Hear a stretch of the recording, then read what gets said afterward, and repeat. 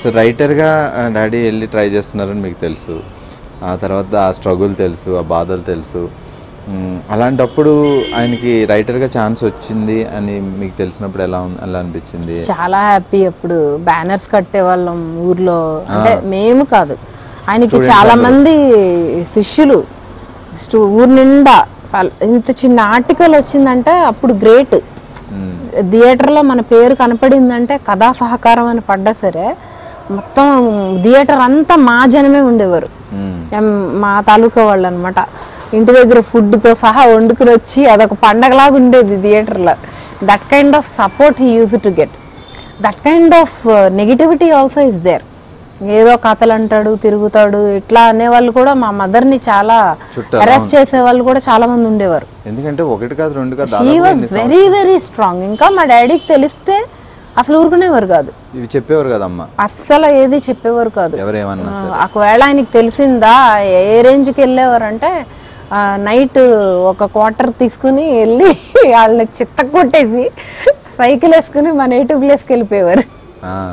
అంత కోపం.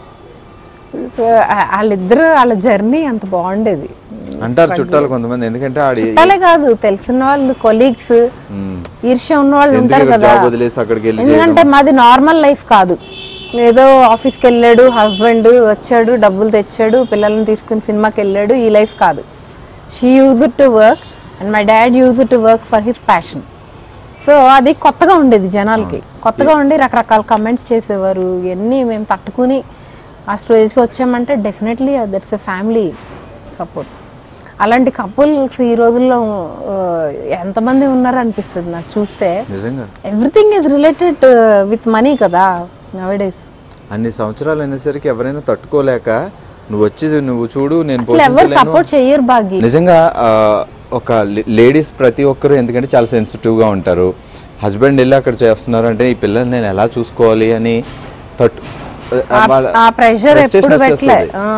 తను అయితే చాలా స్ట్రాంగ్. నిజంగా తన హస్బెండ్ కోసం మీరు అక్కడ కష్టపడండి, మీ ప్యాషన్ మీరు కంప్లీట్ చేసుకోండి. మేము పెట్టే టార్చర్లు మామూలు టార్చర్లా. నేను మా బ్రదర్ ఆడొక టైపు, నేను ఒక టైపు.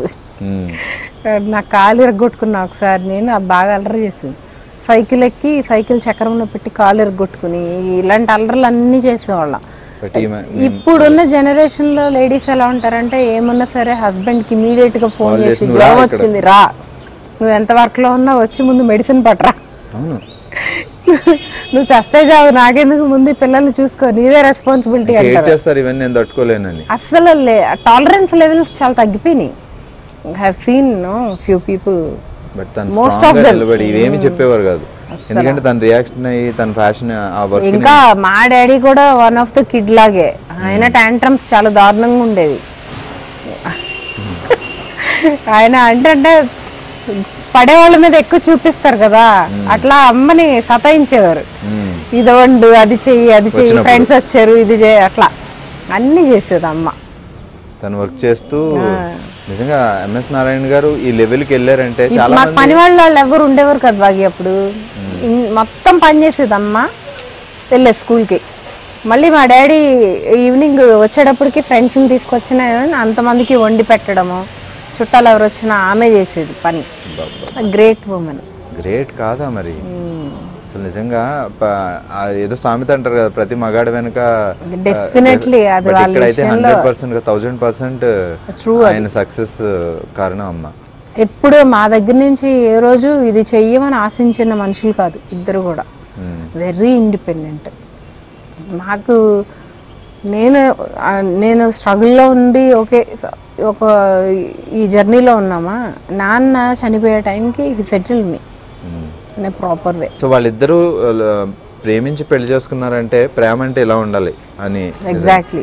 సో అయితే 1 year గ్యాప్ ఉంది. ఎంఎస్ నారాయణ గారు చనిపోయిన తర్వాత 1 year కి మమ్మీ చనిపోయారు.